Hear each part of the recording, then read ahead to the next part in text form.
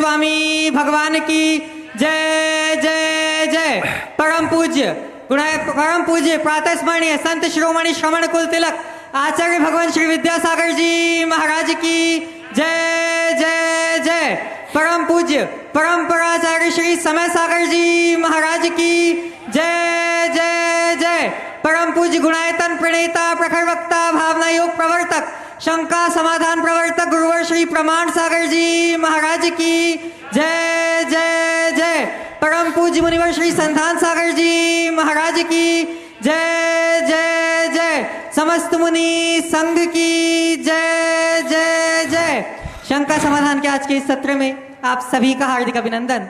इससे पूर्व कि हम आज के इस सत्र को प्रारंभ करें, चलते हैं गुरु चरणों में और इस भाव से करते हैं प्रणाम कि हमारे जीवन में भी हो सके रत्नत्रय की सुबह और शाम सभी लोग हाथ जोड़ेंगे, मस्तक झुकाएंगे और मेरे साथ बोलेंगे, हे गुरुदेव नमोस्तु नमोस्तु नमोस्तु।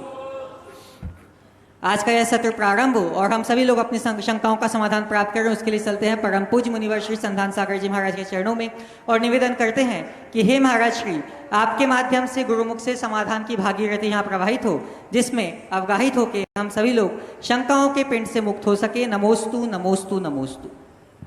ओम। चलते हैं गुरु चरणों में और आज इस पावन धरा पर यह है सत्र अपन प्रारंभ करें इसी भावना के साथ में। जैसा आप सभी जानते हैं, आगामी 7 नवंबर, 8 नवंबर और 9 नवंबर को फिर एक इतिहास की रचना इस पावन धरा पर होने जा रही है और 7 नवंबर को यहाँ पर शिलान्यास कार्यक्रम के साथ में ही डॉक्टर दीपक जी जैन यहाँ पर उपस्थित रहेंगे। आप सभी उनसे लाभान्वित होंगे। साथ में ही 8 तारीख को गुणायतन का राष्ट्रीय अधिवेशन और 9 तारीख को पिछी का परिवर्तन समारोह, इन तीनों कार्यक्रम में आप उपस्थित होकर अपने आप की भागीदारी यहाँ पर उपस्थित करेंगे और अच्छे पुण्य के भागी बनेंगे। ऐसी भावना के साथ में पूज्य गुरुवर आपके चरणों में पर्व जैन अहमदाबाद से नमस्तु पूर्वक पूछ रहे हैं, जीवन में अनुशासन कैसे लाएं? कभी हम कोई कार्य निश्चित करते हैं पर वो पूर्ण नहीं हो पाता और मन के बहकावे में आकर अपने कार्य से भटक जाते हैं, उसको कैसे रोकें? जीवन में अनुशासन कैसे लाएं? काम पूरा नहीं होता, मन के बहकावे में आकर चित्त इधर उधर लग जाता, उसे कैसे रोकें? बहुत महत्वपूर्ण सवाल। देखिए, अनुशासन लाने के लिए 2 काम करने की जरूरत है। पहले, अपना लक्ष्य अपने सामने हो। मेरा जो लक्ष्य है मुझे उसे प्राप्त करना है। और दूसरी बात, अपने लक्ष्य के अनुरूप अपना संकल्प हो। जब मनुष्य के सामने कोई लक्ष्य होता है, उसकी धुन जगती है, तो वह उसके लिए अपना सब कुछ वारने को तैयार हो जाता है और पूर्ण प्रतिबद्धता के साथ उसमें तत्पर होता है। जिस मनुष्य का कोई लक्ष्य नहीं होता उसमें भटकाव होता है, लेकिन जिसका अपना कोई लक्ष्य होता है उसमें कभी किसी प्रकार का भटकाव नहीं होता। जो मुझे करना है वो मुझे करना है, रुचिपूर्वक काम करें और अपने ध्येय के प्रति हम समर्पण का भाव रखेंगे तो हमारा मन अपने आप अनुशासित होगा। दूसरी बात, अपने लक्ष्य को बार बार मार्गदर्शन दे कि मुझे क्या करना है, मुझे क्या करना है, मुझे क्या करना है। जैसे आप लोग गाड़ी चलाते समय एक डिसिप्लिन का पालन करते हैं कि नहीं करते? किसने सिखाया?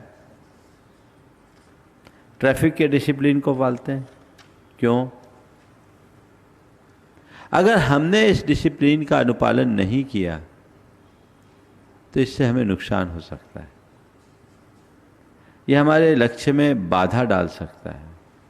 ये बात जब हमारे मन मस्तिष्क में रहता है तो अपने आप अनुशासन होता है। एक डॉक्टर किसी की सर्जरी करता है, कितना डिसिप्लिन और कितना कंसंट्रेशन रहता है। क्यों? क्योंकि उसे पता है कि यहाँ मेरी थोड़ी सी चूक किसी व्यक्ति के जीवन मरण का कारण बन सकती है, उसके लिए जानलेवा साबित हो सकती है। ये अच्छी बात नहीं है। इसी तरह मनुष्य जब अपने सामने कोई ठोस लक्ष्य और उद्देश्य लेकर के चलता है तो उसका मन उससे बंध जाता है और उससे बंध कर वह अपने कार्य को सफलतापूर्वक संपन्न करने में समर्थ हो जाता है। इसलिए सभी को चाहिए लक्ष्योन्मुखी बनकर के काम करे और उसके लिए संकल्पित रहे। मन इधर उधर भागे तो बार बार मन को प्रशिक्षित करे, उसे प्रेरणा दे ताकि मन वापस लौट कर आए और आप अपने उद्देश्यों की पूर्ति कर सको। आर.के. जैन साहब बड़के वाला जी जयपुर से पूछ रहे हैं, पूज्य गुरुदेव, मैंने आपकी फील टू हील भावना योग का विज्ञान पुस्तक पढ़ी। इसमें मुझे यह समझ में आया कि भावनाएं दो प्रकार की होती है, स्थूल भावना और सूक्ष्म भावना। गुरुदेव, स्थूल भावना तो हमारे पकड़ में आ जाती है, तो उसके सुधार के लिए भावना योग की कमांड देकर सुधार भी कर सकते हैं, परंतु सूक्ष्म भावनाएं जो हमारे पकड़ में नहीं आती, उनमें अगर नकारात्मकता भावना निहित हो तो उनका सुधार भावना योग के माध्यम से किस प्रकार हम कर सकते हैं? देखिए, अपने अंदर के सूक्ष्म भावनाओं को ठीक करने के लिए हमें एक लंबे अभ्यास की जरूरत।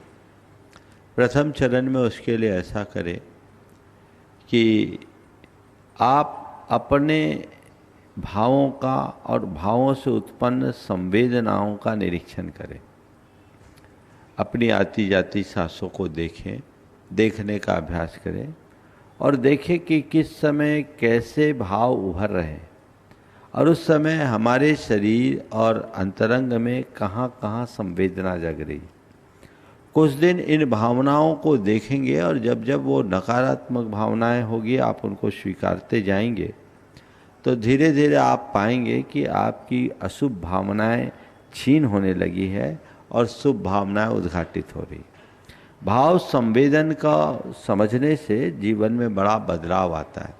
भावनाओं से लड़ने से भावनाएं नहीं सुधरती, भावनाओं को जानने और भावनाओं के प्रति जागृत होने से भावनाएं बदलती है, सुधरती है। हम वो अभ्यास करें तो आगे बढ़ सकते हैं। उस पुस्तक में ये बातें लिखी है और एक दूसरी पुस्तक में यही बात और सूक्ष्मता से आप सबके बीच आने वाली है। दिल्ली से सविता जी जैन पूछ रही हैं, गुरुवर, हर मनुष्य का स्वभाव भिन्न भिन्न होता है। एक ही घर में दो भाई बहनों के स्वभाव में भिन्नता होती है, तो यह किस वजह से होती है कि उसके पूर्व जन्म के कर्म रहते हैं या वर्तमान समय के भाव होते हैं? गुरुवर, शंका का समाधान करके। देखिए, हर जीव के भावों के पीछे उसके कर्मजन्य संस्कार और बाहर की परिस्थितियां दोनों कारण होती हैं। हर जीव के कर्म अलग अलग है तो भाव भी अलग अलग होंगे ही होंगे, भले वे एक ही माँ की संतान क्यों ना हो और वो जुड़वा भी क्यों ना हो। लेकिन यदि कर्म अलग है तो परिणाम भी अलग होंगे, उसे कोई रोक नहीं सकता। तो हमें उस दिशा में देखकर समझकर आगे चलना चाहिए। गुरुवर के चरणों में नमोस्तु पूर्वक पूछ रहे हैं नासिक से संभव जैन, जब किसी व्यक्ति या प्रतिष्ठान आदि का नामकरण किया जाता है तो उस नाम का कोई प्रभाव उसके विकास या प्रगति पर पड़ता है या एक पहचान की औपचारिकता मात्र है? नामकरण करते वक्त किन किन बातों का ध्यान रखना चाहिए? देखिए, प्रतिष्ठान का नाम एक ब्रांड बनाने में कारण बन सकता है। आजकल अलग अलग तरीके के नाम हैं, लेकिन एक ज़माना था जब व्यक्ति के नाम से फर्में चलती थी, बड़ी बड़ी पीढ़ियाँ चलती थी और बहुत लंबे समय तक चलती थी। जो भी है पिता पुत्र का नाम हो गया, उसका नाम चलता था, उस व्यक्ति की साख होती थी। अब धीरे धीरे परिवर्तन आया, फिर भी आज ब्रांड नाम है, उसका अपना महत्व है। लेकिन इसके लिए कोई जरूरी नहीं कि नाम बहुत अच्छा और आकर्षक हो। एक फर्म थी कचरू मल एंड सन्स। अब नाम कचरू मल है और कचरू मल एंड सन्स। अब नाम कचरू मल है लेकिन वो फर्म बड़ी नामी थी, उस व्यक्ति की साख थी। तो किस व्यक्ति की कैसी साख, कैसी मनोदशा, कैसी दृष्टि, चीज़ें उसके ऊपर निर्भर करती है। तो हमें उस तरीके से चीज़ों को देखना और समझना चाहिए। नाम सब कुछ नहीं है, लेकिन नाम अच्छे हों। लेकिन इस विषय में एक सुझाव दूंगा। वर्तमान में हम तीर्थंकरों के नाम पर, जैन नाम पर, गुरुओं के नाम पर अपने प्रतिष्ठानों का नाम रखते हैं। आप लोग रखते हैं, रखिए, इससे आपको एक नई पहचान मिलती है। लेकिन कम से कम इतना ख्याल रखें कि जिनका आप नाम उपयोग में ले रहे हैं, काम भी वैसा ही हो। आप कोई हिंसा का आयतन खोले और भगवान महावीर का नाम रख दे तो ये एक प्रकार का मजाक होगा। तो चीज़ों को बहुत व्यापकता से समझ करके सुधारने का प्रयास करना चाहिए और तदनुरूप ही अपना संपूर्ण व्यवहार होना चाहिए। किसका नाम लेकर के रख रहे हैं, आपको इसका भी ध्यान रखना चाहिए। और अगर हम किसी महान आत्मा का नाम प्रयोग में ले रहे हैं तो कम से कम काम कलंकित ना हो, ये सावधानी तो रखें। संस्कारधानी जबलपुर से मनाली जी जैन पूछ रही हैं, गुरुवर नमोस्तु। पहले आवश्यकता आविष्कार की जननी हुआ करता था, लेकिन आज आविष्कार आवश्यकता की जननी हो गया है। हम ऐसे में अनर्थ दंड से कैसे बचें? देखो, वर्तमान का युग उपभोक्तावादी युग है। कंज्यूमरिज्म के दौर से हम गुजर रहे हैं। ऐसे दौर में आजकल तरह तरह से चीज़ों को प्रचारित करके आपके मन में चाहत जगाने का प्रयास किया जाता है। बार बार जिन चीज़ों को आप देखते हैं तो देखते देखते उन चीज़ों को लेने का मन हो जाता है। जिसका आप ऐड देखेंगे बार बहुत अच्छा ऐड है, बहुत अच्छा ऐड है, बहुत अच्छा ऐड है, तो उस ऐड को बार बार देखने से आपका मन ना हो तो मन बन जाता है। तो हमें उससे थोड़ा सजग और सावधान रहना चाहिए। और इसीलिए हमारे यहाँ सूत्र कहा गया, मनोज्ञा मनोगेंद्री रागत द्वेष वर्जनानि पंच है। अगर अपरिग्रह के आदर्श को अपने जीवन में जीवंत रखना है तो मनोज्ञ और अमनोज्ञ इंद्रिय विषयों के प्रति राग द्वेष छोड़ना चाहिए। तो हम जितना अधिक विज्ञापनी दुनिया से प्रभावित होंगे, हम आवश्यकता के बिना चीज़ों का संग्रह करते रहेंगे। और यदि हम अपने आप को थोड़ा संयत करते हैं तो इसमें बच सकेंगे। प्रत्यक्ष रूप से जो उपस्थित हैं उनमें ले रहे हैं। सर्वप्रथम पंचशील नजर से अपने बीच में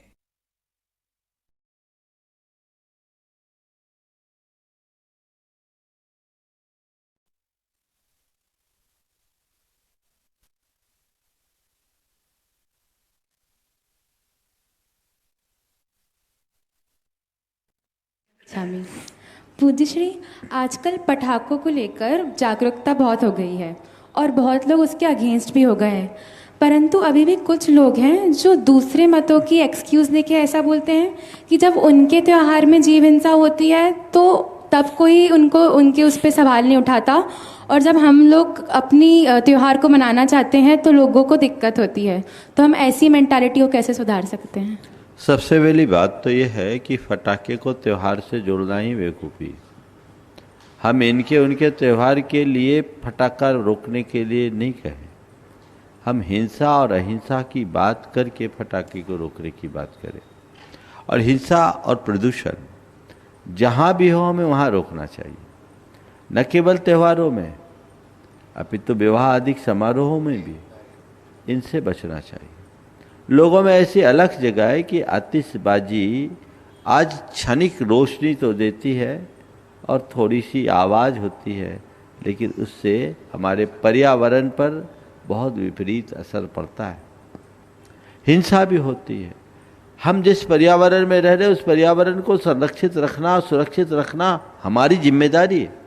और एक जिम्मेदार नागरिक होने के नाते, चाहे वो किसी भी धर्म, किसी भी मजहब, किसी भी परंपरा में विश्वास रखने वाला क्यों ना हो, पर्यावरण की स्वस्थता तो सबको चाहिए, सबके लिए बोलिए ना।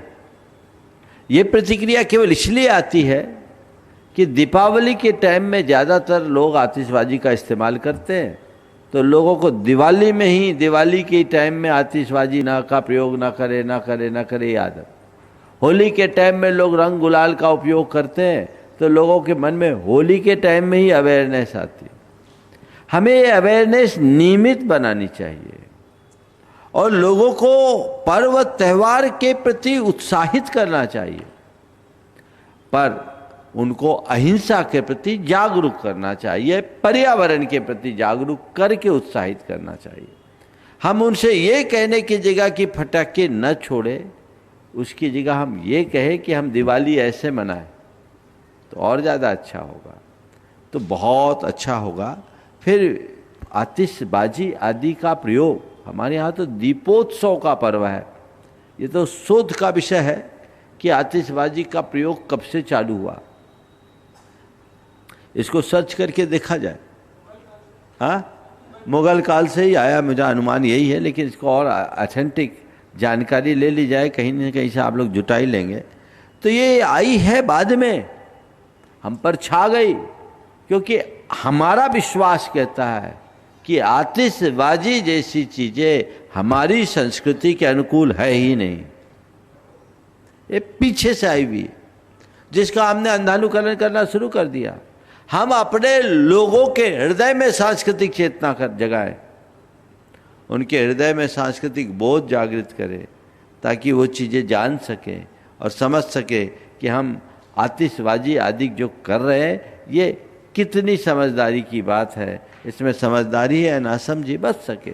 बताओ, मैं तो एक लाइन में कहूँगा कि आतिशबाजी चलाने का मतलब अपने रुपयों में आग लगाना। क्या मिलता है?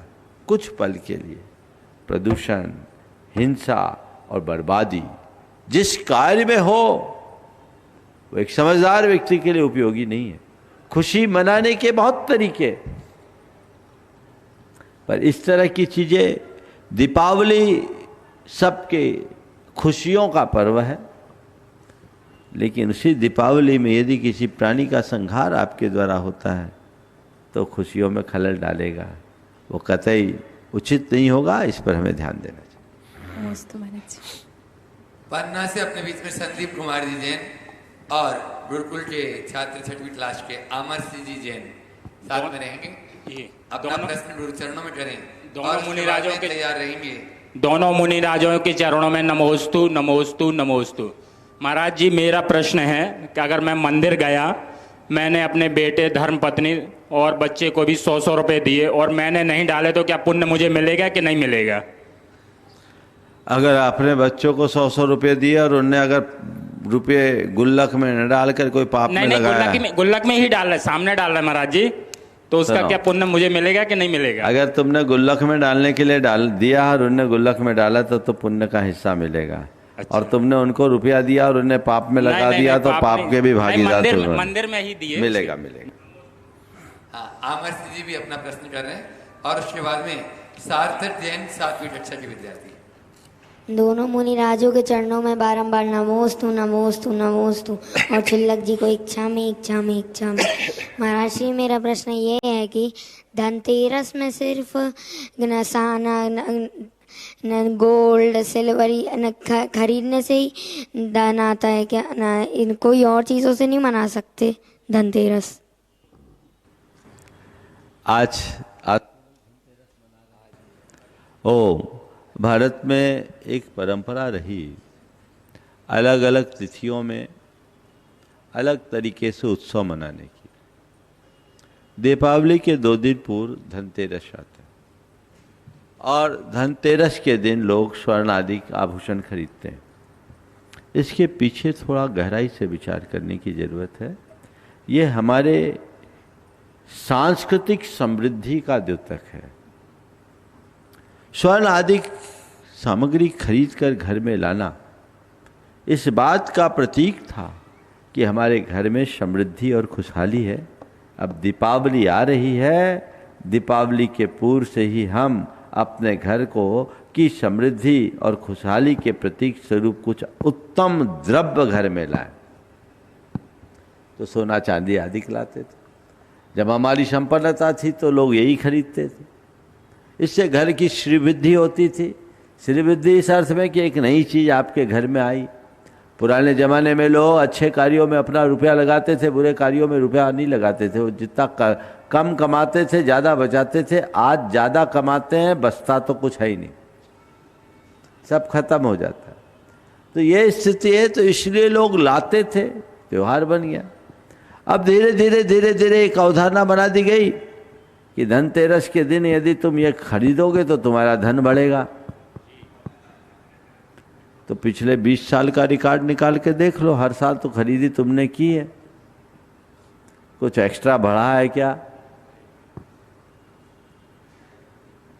मन ऊंचा रहेगा तो सब कुछ अच्छा होगा। फिर आज के समय में मार्केटिंग का जमाना है, लोगों ने इस तरीके से मार्केटिंग भी करना शुरू कर दिया। अगर ऐसी मार्केटिंग नहीं होगी तो ज्वेलरों की दुकान कैसे चलेगी? तो लोग उसकी तरफ आकर्षित होने लगे, बाजार में चहल पहल होते हैं। सांस्कृतिक और सामाजिक दृष्टि से ऐसी चहल पहल अच्छी है, इससे देश की समृद्धि प्रकट होती है और समाज में समरसता आती है। लेकिन ऐसा करने से धन बढ़ेगा, ये अवधारणा भ्रांत है। मैं आपको इस बात के लिए मना नहीं करता कि धनतेरस के दिन कुछ मत खरीदो। मैं आपको ये कहूँगा, अपनी सुविधा और अनुकूलता के अनुसार जब भी कोई अच्छा मौका है खरीदो, पर उत्तम द्रव्य खरीदो। ऐसी चीज खरीदो जो तुम्हारे लिए लंबे समय तक काम में आए। एक जमाना था कि लोग बर्तन बेच करके भी कंगाली से ऊपर उठे। मैंने एक दो ऐसे लोगों को देखा है कि एक जमाने में उनका ऐसा डाउनफॉल हुआ कि घर के बर्तन बेचने पड़े, लेकिन बर्तन बेच करके नया धंधा शुरू किया और फिर उठ खड़ा हुआ। वो हमारे देश की सुदृढ़ अर्थव्यवस्था का द्योतक था। आप लोगों की भी नज़र में ऐसे लोग होंगे। अब समय बदल गया, आज तो आपके घर में बर्तन के नाम पे स्टील के ठीकरे, वो भी कोई काम के नहीं। तो पुराने समय की जो हमारी परंपरागत व्यवस्था थी बहुत मजबूत थी। आज बदलाव आया, चीज़ों को खरीदने आदि की जो व्यवस्थाएं थी वह भी उसी भाव से जुड़ी हुई थी, उसी को लेकर के चलते थे। तो हमको उसी तरीके से करना चाहिए। इस मान्यता से अपने आप को बाहर निकालना चाहिए कि आज लेंगे तो धन बढ़ेगा। चीज़ों के खरीदने और बेचने से धन नहीं बढ़ता। धन तो व्यक्ति सही नीति रीति के साथ, पुण्य की बैकिंग के साथ व्यापार व्यवसाय करता है, तब बढ़ता है, अन्यथा नहीं। नमोस्तु महाराज जी। सारथर जी जैन अपने पूरे परिवार के साथ में अपना प्रश्न करें। श्री विद्या प्रमाण गुरुकुलम के साथ क्लासी छात्र हैं और उसके बाद में तैयार रहेंगे अपने बीच में आज बरेली उत्तर प्रदेश से इंजीनियर अनिल कुमार जी त्रिशला जी जैन पूरे परिवार के साथ। दोनों मुनि राजों के चरणों में मेरा बारंबार नमोस्तु नमोस्तु नमोस्तु एवं छुल्लक महाराज जियों के चरणों में इच्छामि। महाराज जी, मेरा प्रश्न ये है कि आपने जो फील टू व्हील पुस्तक लिखी है उसमें एक बात है कि हमारी भावना हमारी सबसे श्रेष्ठ उपलब्धि है, हमारा विज्ञान या हमारी बुद्धि नहीं है। तो ये कैसे? देखो, भावना से हम सब कुछ साकार कर सकते हैं। भावना ही खराब तो सब कुछ खराब। तो हमारी बुद्धि कितना काम कर रही है वो महत्वपूर्ण नहीं है, उस बुद्धि के पीछे भावना कैसे जुड़ी ये महत्वपूर्ण है। ये उसका अर्थ, किस भाव से हम काम कर रहे हैं, कितना दिमाग लगा के कर रहे हैं, ये सेकेंडरी है, लेकिन उसके पीछे तुम्हारी भावना क्या है वो महत्वपूर्ण। नमोस्तु महाराज जी। गुणायतन ट्रस्टी और जो गुरुकुल से भी जुड़े हुए हैं इंजीनियर अनिल कुमार त्रिशला जी जैन सपरिवार बरेली उत्तर प्रदेश से अपना प्रश्न कर रहे हैं। गीता रानी जी जैन रांची तैयार रहेंगे। दोनों महाराज जी को गुणायतन परिवार की ओर से और हम सभी की ओर से बारंबार नमोस्तु और छुल्लक जी, सभी छुल्लक जी को इच्छामि। महाराज जी, एक बहुत जनरल सा प्रश्न है कि जैसे दूसरों पर हम क्रोध करते हैं, झुंझलाते हैं या उन पे बहुत झुंझल आती है हमें किसी भी बात पे, तो इन सब चीज़ों से पाप बंद होता है। परंतु हम जब खुद अस्वस्थ होते हैं और उस अस्वस्थता के कारण अपनी पूजा पाठ विधान आदि नहीं कर पाते और तीर्थों पर भी नहीं जा पाते हैं और गुरुओं के दर्शन नहीं मिलते हैं, इन सब बातों के कारण अपने ही ऊपर बहुत क्रोध आता है, अपने ऊपर झुंझलाना आता है और अपने को हम कोसते रहते हैं।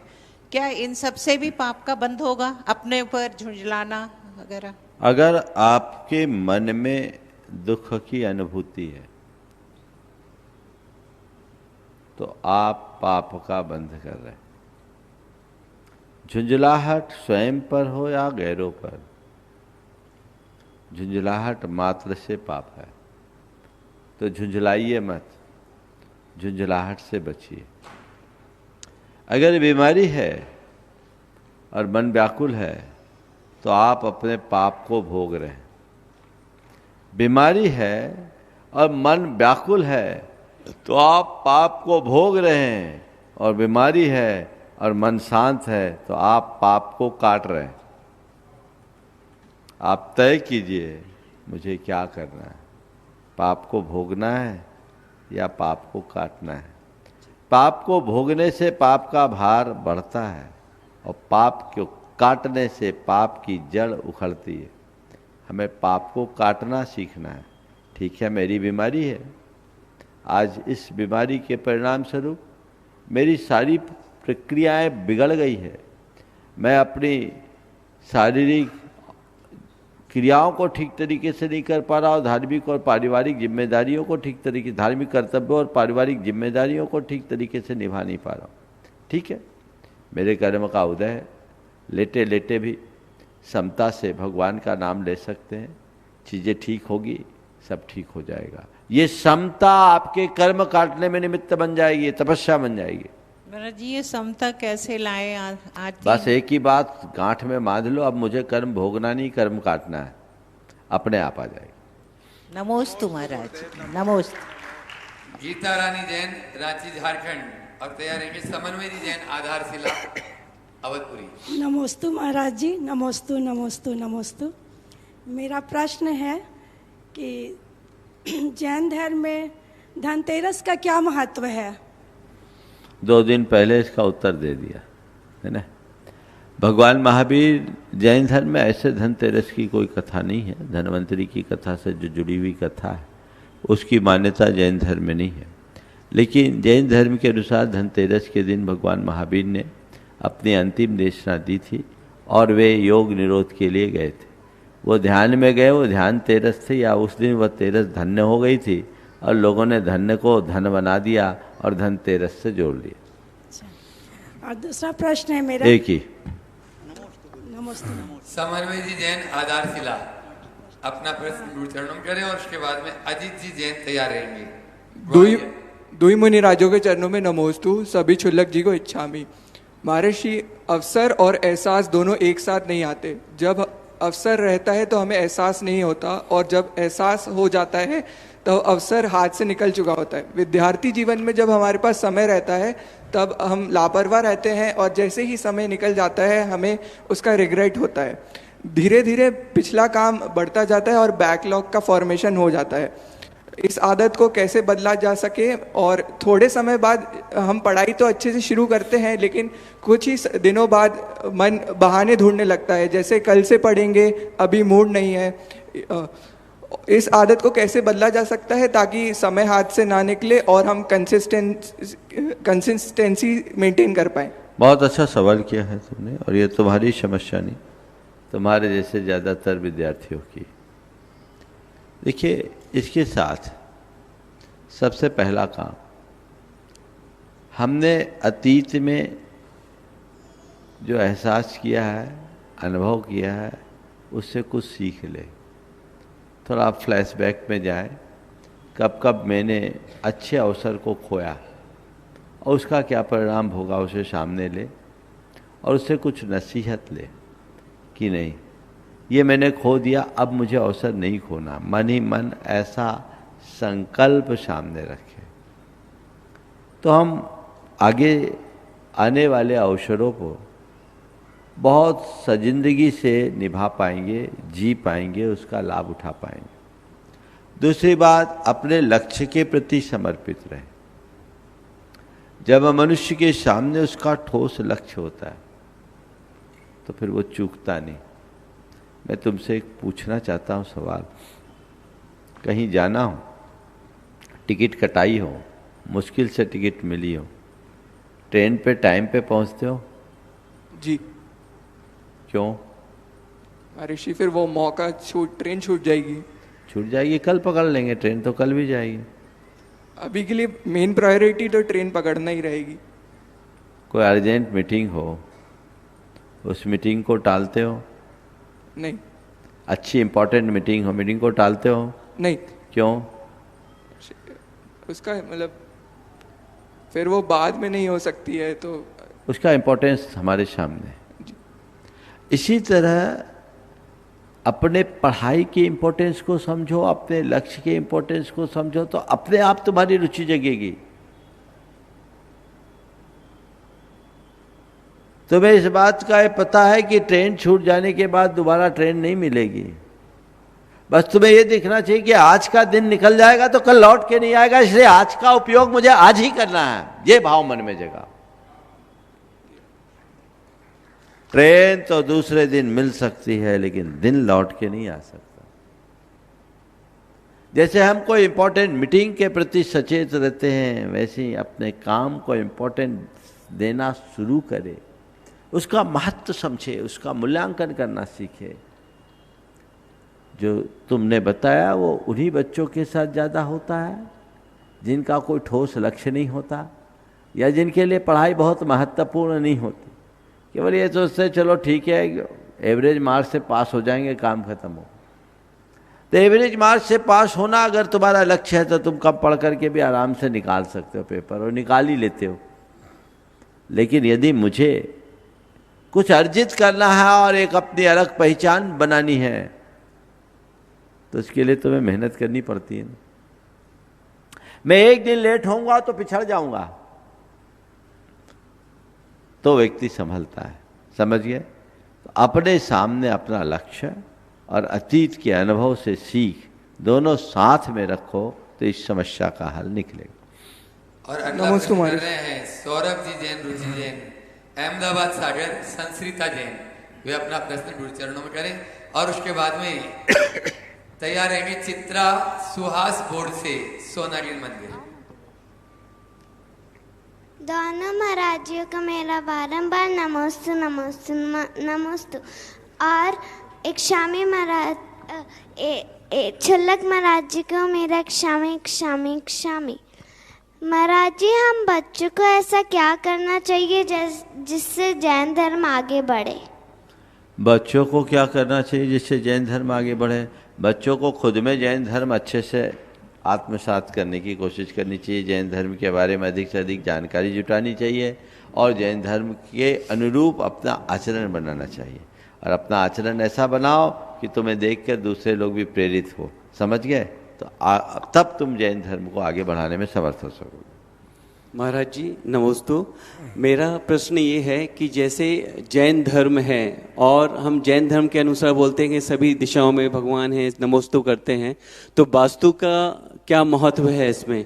हम बोलते हैं जैसे कि हम बोलते साउथ डायरेक्शन अच्छी नहीं होती, नॉर्थ अच्छी होती, नॉर्थ ईस्ट अच्छी होती है। तो देखो, वास्तु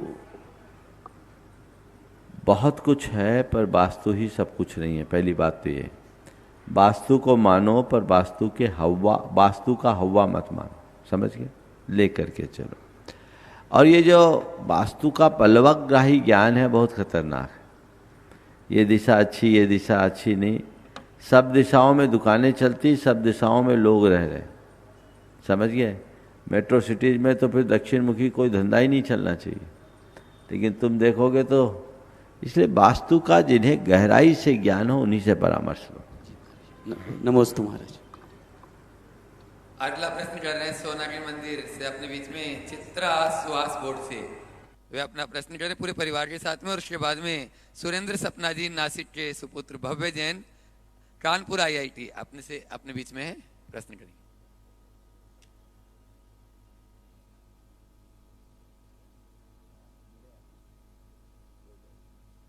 बोलो। हाँ चालू। हे अध्यात्म सरोवर के राजहंस, परम तपस्वी, उत्कृष्ट चर्याधारी, मेरे हृदय के देवता मुनि श्री प्रमाण सागर जी और मुनि श्री संदान सागर जी के चरणों में मेरा बारंबार नमोस्तु। शुल्लक जी महाराज जी को इच्छामि इच्छामि इच्छामि। महाराज जी, भोग भूमि के जीव मिथ्या दृष्टि होते हुए भी देवगति को प्राप्त होते हैं, इसका क्या कारण है? और क्या वहाँ भोग भूमि में सम्यक दर्शन की प्राप्ति हो सकती है, और हो सकती है तो उसके क्या निमित्त बन सकते हैं? भोग भूमि के जीव मिथ्या दृष्टि भले हों पर मंद कसाई होते, और पुण्य के परिणाम स्वरूप वहाँ गए। दान जन पुण्य से भोग भूमि में जाते हैं तो उनका पुण्य होता है, कषाय मंद होते हैं, इसलिए वे देवगति को ही प्राप्त होते हैं। वहाँ पर भी सम्यक दर्शन हो सकता है। वहाँ जाति स्मरण और धर्म श्रवण नाम के दो ऐसे साथी से निमित्त हैं, और किन्हीं किन्हीं को जिनबिंब दर्शन, ये 3 निमित्त हैं जो सम्यक दर्शन का कारण बनता है। नमोस्तु भव्य नमोस्तु। जैन कानपुर IIT नासिक, वे अपना प्रश्न गुरु चरणों में करें, और उसके बाद में अगले प्रश्नकर्ता को बुलाऊं, उससे पहले माइक शुल्लक आदर सागर जी महाराज तक पहुंचे। नमस्कार। और फोकस की कमी, हम जानना चाहते हैं इसे कैसे बाहर निकाले और कैसे मन और दिमाग को स्थिर रखें। देखिए, स्मृति की चिंता नहीं, ये हमारी एंजाइटी और चिंता का कुपरिणाम। विज्ञान कहता है कि जब हमारे मस्तिष्क का लिम्बिक सिस्टम गड़बड़ा जाता है तो चीज़ें ऐसी होती हैं। हमारे अंदर का एमिगडाला और प्रीफ्रंटल कॉर्टेक्स दोनों अलग अलग चीज़ें हैं। एमिगडाला का पक्ष जब ज़्यादा एक्टिव हो जाता है तो हमारे मन में भय, चिंता, उद्वेग उत्पन्न होने लगते हैं। उससे हमारे अंदर का जो हिपोकैम्पस है, जो हमारी स्मृति को रखता है, वो प्रभावित होता है। हमारे अंदर का जो प्रीफ्रंटल कॉर्टेक्स है, जो उसे नियंत्रित कर सकता है, वो प्रभावित होता है। तो चीज़ें ऐसी होती है कि हम जान करके भी अनजान बन जाते हैं।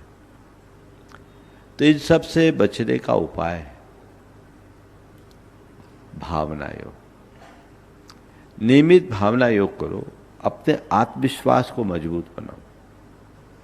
पढ़ाई करके आप गए हैं और आपके मन में घबराहट हो रही, कहीं गड़बड़ ना हो जाए। क्यों घबराहट कर रहे? जब मैं पढ़ करके जा रहा हूँ, पढ़ करके आया हूँ, तो घबराने की बात क्या है? मुझसे प्रश्न वही पूछा जाएगा जो हमारे सिलेबस में है, और मैंने पढ़ाई की है, मैं आराम से लिखूंगा। अपना कॉन्फिडेंस लेवल स्ट्रांग करो। और एक और उसका रास्ता है, सभी बच्चों को तुम्हारे माध्यम से मैं कहूँगा, जब भी पेपर हाथ में आए, एक गहरी सांस लो, फिर आराम से उस पेपर को पढ़ो, ये सोचकर कि आज वही आया है जो मैंने पढ़ा है। क्या सोच के पढ़ो? आज वही प्रश्न आया है जो मैंने पढ़ा है। गहराई से पढ़ो। उसके उपरांत जब लिखना शुरू करो तो पहले लिखते समय सबसे पहले श्वास अंदर रखो, पूरक स्वर में लिखना शुरू करो। इससे अंदर की पॉजिटिविटी बढ़ेगी, आत्मविश्वास बढ़ेगा, और मन को प्रसन्नता से भर कर रखो तो ये सारा डर, ये सारी चिंता दूर होगी, और जो ये समस्याएं सामने आती है उससे बच पाओ। नमस्ते महाराज श्री, और जो पेपर में कभी कभी बोला जाता है कि काले रंग से लिखना ज़्यादा शुभ नहीं होता है, क्या वो ऐसा सही में कुछ होता है? काले रंग से लिखो, या किताब में तो सब काले रंग से ही छपा होता है। अब वो अशुभ हो गया। फिर काला काम अशुभ है भाई, काला रंग अशुभ नहीं। फिर भी यदि ऐसा मन है तो बदल के रखो। नमस्ते महाराज। संगत चुल्लक आदर सागर जी महाराज अपने प्रश्न द्वारा आप सबको लाभान्वित कर रहे हैं और उसके बाद में डॉक्टर वीरचंद जी विनीता जी अग्रवाल वाराणसी तैयार है। नमोस्तु भगवान। महाराज जी, विदेशों में ऐसा देखने में आता है कि जैसे कोई व्यक्ति टैक्सी से जा रहा है, उतरने के बाद उसके पैसे देता है, पर साथ में वह कृतज्ञता जैसे शब्द थैंक यू जरूर बोलता है। पर हमारे यहाँ यह चलन थोड़ी कम देखने में आता है। वहाँ छोटे छोटे काम के लिए धन्यवाद जरूर देते हैं। आज हमारे यहाँ स्थिति ऐसी होती जा रही है कि बच्चे माता पिता जो पाल पोस कर बड़ा करते हैं उनके प्रति भी कृतज्ञता महसूस करते ही नहीं हैं। तो महाराज जी, अपने जीवन में इस कृतज्ञता का क्या महत्व है, कृपया बताने की कृपा करें। नमोस्तु भगवान। महाराज जी ने बहुत ही महत्वपूर्ण, प्रासंगिक और व्यवहारिक सवाल पूछा है। बंधुओं, हमारी संस्कृति में कृतज्ञता को एक बहुत बड़ा गुण बताया और इसके विरुद्ध कृतघ्नता को यानी अकृतज्ञता को एक बहुत बड़ा पाप बताया। ऐसा लिखा गया है कि जिस मनुष्य के जीवन में कृतज्ञता का अभाव होता है उसके जीवन में कोई भी सद्गुण नहीं पनप सकते। शास्त्रकारों ने तो इतना तक लिख दिया कि गोघने चैव सुरापे च चौरे भग्न व्रते तथा निष्कृति विहिता सद्भी कृतघ्ने नास्ति निष्कृति। किसी के माध्यम से गाय की हत्या हो जाए, कोई शराब पी ले, कोई चोरी कर ले, कोई अपने व्रतों से भ्रष्ट हो जाए, उसके पाप का भी प्रायश्चित है, लेकिन कृतघ्नि का कोई प्रायश्चित नहीं है। कुरल काव्य में लिखा है कि और सब पापों का तो प्रायश्चित फिर भी संभव है, पर अभागे कृतघ्नि का कभी उद्धार नहीं होगा। ये इस बात का प्रमाण है कि हमारी संस्कृति में कृतज्ञता, जिसे आजकल ग्रेटिट्यूड शब्द से ज़्यादा प्रचारित किया जाने लगा है, कितना मौलिक था, हमारे चलन में था। और लोग एक दूसरे के प्रति कृतज्ञता और आभार प्रकट करते थे। धीरे धीरे धीरे धीरे चीज़ें जब से हमें पश्चिमी जीवन मूल्य हावी होने लगे, हमने इनको गौण करना शुरू कर दिया।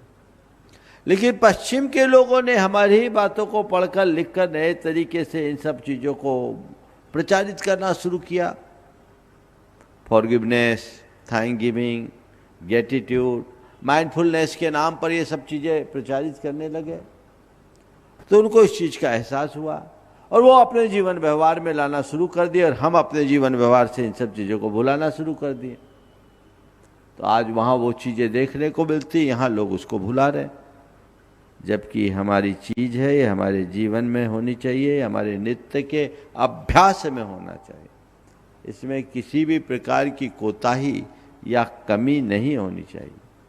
आप सोचिए, आप ये सोचते हो कि हमने किसी से टैक्सी ली और उसने हमें पहुंचा दिया, हमने उसका पैसा दे दिया, तो ये केवल लेन देन तक बात सीमित नहीं है।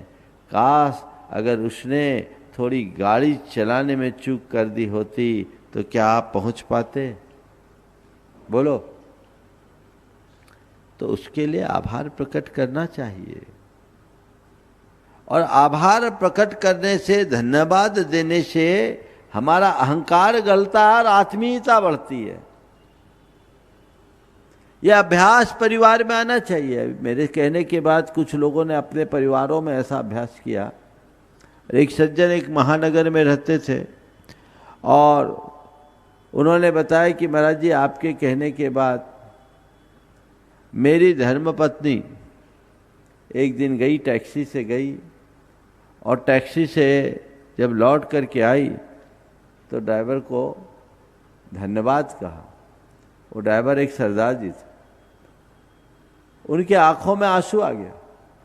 बोला 22 साल से टैक्सी चला रहा हूं, आज पहली बार है जो मुझे धन्यवाद दिया, तो मुझे लगा कि इस देश के लिए मैं भी कुछ कर रहा हूं। लोगों ने शिकायतें की, डांट की, तुमने अच्छे से गाड़ी नहीं चलाई, लेट कर दिया, तुमने ज्यादा पैसे ले लिए, इस तरह की बातें करने वाले तो बहुत लोग मिले। पर आज पहली बार इतना सुकून मिला है कि मेरे काम का कोई मूल्यांकन हुआ, आपने धन्यवाद किया, मैं अभिभूत हूं। आप कर सकते हैं, करना ही चाहिए। हमारा धर्म, हमारी संस्कृति, हमारी परंपरा ये बात कहती है। और इसके लिए शुरुआत घर से कीजिए। 2 काम शुरू कीजिए, धन्यवाद देने की आदत डालिए और प्रशंसा करने की प्रवृत्ति बनाइए। कोई भी काम करे, भाई बहुत बहुत थैंक्स, बहुत बहुत धन्यवाद, आपने बहुत अच्छा काम किया। और कोई अच्छा काम करे, आपने बहुत अच्छा किया, उसकी प्रशंसा करो। और अपने से कोई चूक हो जाए तो सॉरी कह दो, अपनी गलती मान लो। एक बार किसी ने कहा, महाराज आजकल बच्चे गलती मानने को राजी नहीं होते। हमने कहा, बच्चों को तुमने सिखाया? कहा, तुम कहाँ गलती मानते हो?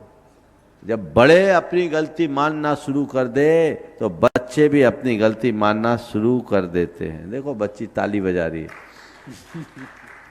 है ना। अपनी गलती चाहे बड़े हो या छोटे, गलतियां सबसे होती है, उसको स्वीकार करने में रंचमात संकोच नहीं करना चाहिए। ये हमारे जीवन में मधुरता लाती है और इससे ही हमारा व्यवहार सुधरता है। गुणायतन ट्रस्टी और जो गुरुकुल से भी जुड़ गए डॉक्टर वीरचंद जी, विनीता जी अग्रवाल, वाराणसी से अपने बीच में वे अपना प्रश्न और सुनीता जी आधारशिला तैयार रहे। गुरुवर के चरणों में कोटि कोटि नमन। हे गुरुवर, यदि कोई श्रावक शारीरिक अनुकूलता न होने के कारण व्रत उपवास आदि करने में समर्थ नहीं होता है, तो क्या वह निरंतर प्रभु नाम जपने से या कोई नियम दृढ़तापूर्वक जीवन पर्यंत प्रण प्राण से निभाता है? जैसे कि कौवे का भील, एक भील ने छोटा, आप सवाल सार में पूछो। हाँ, तो गुरुवर मेरा प्रश्न ये है कि क्या इस रास्ते से भी बढ़ करके आदमी धर्म मार्ग प्रशस्त कर सकता है? धर्म एक ऐसा मार्ग है जिसमें सबके लिए गुंजाइश है। धर्म क्षेत्र में व्यक्ति क्या कर रहा है यह महत्वपूर्ण नहीं है, किस परिस्थिति में कर रहा है यह महत्वपूर्ण है, किस भाव से कर रहा है यह महत्वपूर्ण है। आपने कौवे के मांस के त्याग वाली बात की, वो कौवे के मांस का त्याग कोरे कौवे के मांस का त्याग नहीं था। त्याग भले केवल कौवे के मांस का एक छोटा सा त्याग था, लेकिन निष्ठा इतनी बड़ी थी कि प्राण जाए पर प्रण नहीं जाए। निष्ठा बड़ी थी। नियम बड़े नहीं होते, नियम से जुड़ी निष्ठा बड़ी होती। समझ गए? अगर कोई व्यक्ति धर्म करने में शरीर से अक्षम है, हमारे यहाँ तो एक बात आप रोज दोहराते, कीजे शक्ति प्रमाण, शक्ति बिना श्रद्धा धरे, ध्यानत श्रद्धावान, अजर अमर पद भोगवे। किसके लिए लिखा? जम सक्कई तम कीरई, जम चल सक्कई तहेव सद्धनम, सद्ध मानो जीवो पावई अजरा मरम ठानम। जितना शक कहो उतना करो, और जो ना कर सको उसका श्रद्धान करो, क्योंकि श्रद्धान करने वाला जीव भी अजर अमर स्थान को प्राप्त कर जाता है। आप जिन लोगों के शरीर में सत्व नहीं बचा, जो ज्यादा व्रत उपवास त्याग संयम नहीं अपना सकते, उनके लिए भगवान ने एक बहुत अच्छा मार्ग बताया है, वो मैं आप सबको बताना चाहता हूं। क्या करो? क्या करो? कुछ मत करो, भगवान का नाम ले लो, नमोकार जप लो, भगवान की भक्ति कर लो। तुमसे व्रत उपवास नहीं होता, कोई चिंता नहीं, कोई तुम त्याग तपस्या नहीं कर सकते हो, कोई फिक्र नहीं, कोई दान पुण्य नहीं कर सकते हो, कोई बात नहीं। भगवान का नाम लो, इससे भी तुम्हारा काम बन सकता है। नमोस्तु गुरुवर, नमोस्तु नमोस्तु। सुनीता जी जैन आधारशिला भी अपना प्रश्न करें और उसके बाद में अनुभव जी सर आप आगे। गुरुवार को तेरे बार नमोस्तु नमोस्तु नमोस्तु। छल्लक जी को एक छामी एक छामी एक छामी। हे गुरुवार, जैसे मतलब दो भाई बहन होते हैं, दो भाई बहन होते हैं, उनको एक जैसे संस्कार दिए जाते हैं, पर उनकी मतलब परिणाम में भिन्नता क्यों होती है?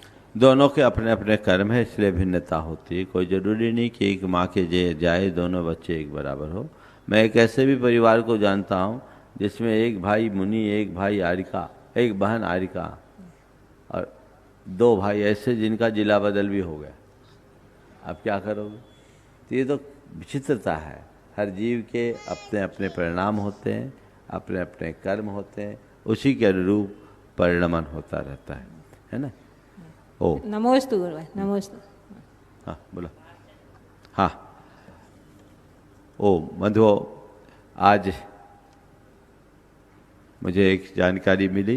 कल शाम के समय भागचंद जी पहाड़िया, जो हमारे कोलकाता के एक बहुत ही समर्पित और प्रसिद्ध समाज सेवी रहे हैं, वर्षों से जिनका जुड़ाव रहा, पूरा जीवन जिनका धर्म के साथ बीता, उनकी माता श्री गुलाब देवी जी पहाड़िया, जिनका कल 103 वर्ष की अवस्था में बड़े शांत, उन्नत और क्षमतापूर्ण परिणामों के साथ देह विसर्जन हुआ, ऐसी जानकारी मुझे मिली है।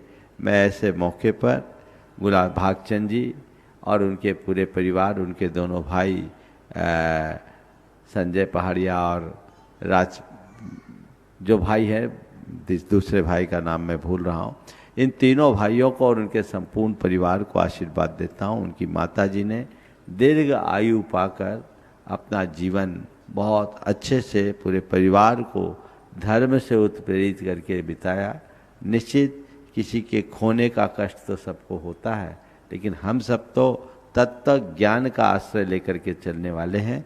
हम सबको ये बात अच्छे तरह से पता है कि आना जाना तो लगा हुआ है, कोई अमर नहीं है, किसी को कोई स्थायी रूप से रहना नहीं है। आज नहीं कल सबको जाना ही पड़ेगा। तो वो इस बात का सवाल ये नहीं है कि कौन कब गया, सवाल तो यह है कि कौन कैसे गया। ओम, कौन कैसे गया, हमें ये देखने की कोशिश करनी चाहिए। मैं पूरे परिवार को बहुत बहुत आशीर्वाद देता हूँ। भागचंद जी ने और उनके पूरे परिवार ने उनकी बहुत सेवा की और इसी वजह से एकदम पूरी सेवा में पूरा परिवार लगा रहा। ये इस तरह के उदाहरण बहुत कम देखने को मिलते हैं। मैं पूरे परिवार को आशीर्वाद देता हूँ कि इस घड़ी का अब सामना करे, इसे अपनी प्रेरणा बनाए और अपने जीवन का पथ प्रशस्त करे। बंधुओं, कल के बाद आगामी 21 तारीख को भगवान महावीर का निर्वाण महामहोत्सव हम सब मनाएंगे, आप भी मनाएंगे और उस दिन हम लोगों के चातुर्मास का समापन भी है, निष्ठापन भी है। तो आप सब ऐसा कुछ करें कि विभिन्न मंदिरों में लोग अपने अपने मंदिरों में 9 बजे के पूर्व लाडू अर्पित कर ले। यहाँ पर सामूहिक रूप से 9 बजे भगवान महावीर का निर्वाण महामहोत्सव संपन्न किया जाएगा और उसके बाद चातुर्मास के निष्ठापन की प्रक्रिया भी होगी साथ में। इसलिए उस दिन का संपूर्ण कार्यक्रम सभी लोग उसी अनुरूप बनाए जो सबको बेहतरी दे सके और एक अच्छा परिणाम सभी के लिए घटित हो सके, ऐसा प्रयास करना चाहिए। तो ये 9 तारीख का परसों का प्रोग्राम 21 तारीख का सबको निर्वाण महोत्सव का इसी अनुरूप मनाना है और 7, 8, 9 के कार्यक्रम की जानकारी आप सबको दी जा चुकी है। उसी अनुरूप अपना कार्य संपन्न करें। समय आप सबका हो गया है, यहीं पर विराम। बोलिए परम पूज्य आचार्य गुरुवर श्री विद्यासागर महाराज।